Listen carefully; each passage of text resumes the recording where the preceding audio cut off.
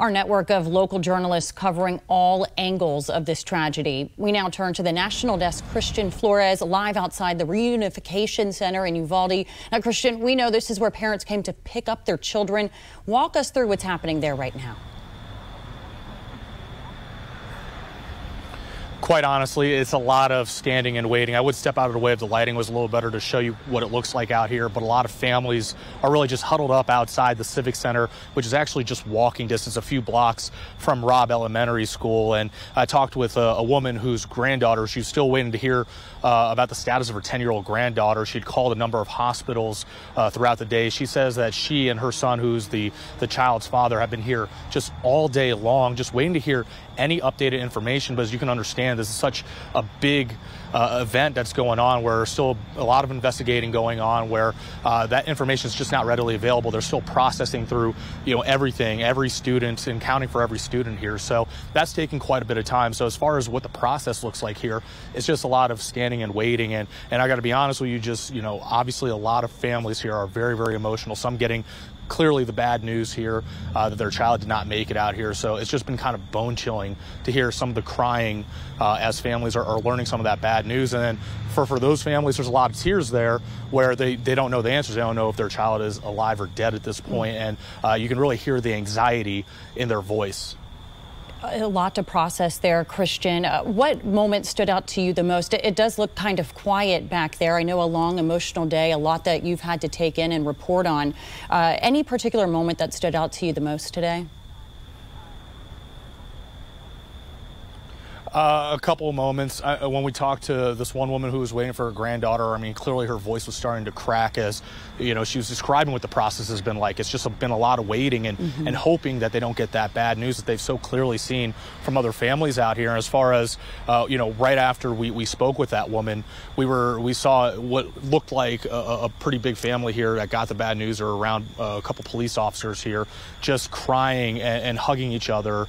And obviously trying to figure out what's next. And quite honestly, that's what this entire community out here is, a very small, tight-knit community just west of San Antonio. Everyone knows everyone here. Just about, at least that's what it seems.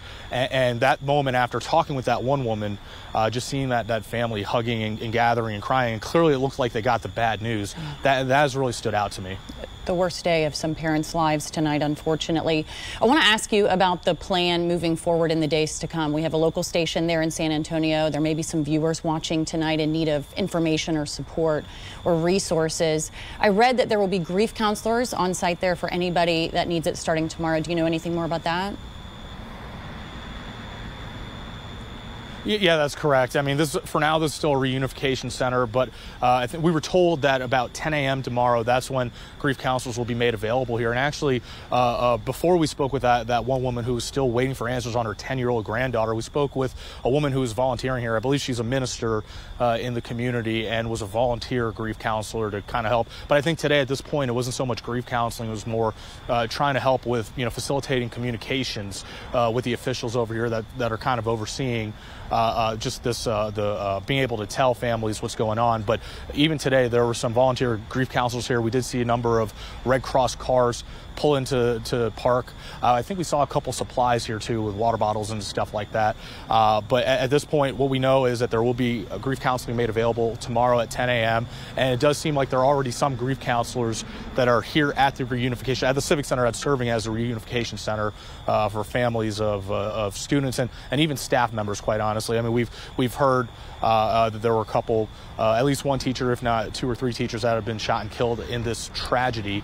And so right now we're still waiting to get more details on exactly what more resources will be available. But you can guarantee, I mean, again, this is a tight-knit community, that resources are flowing in.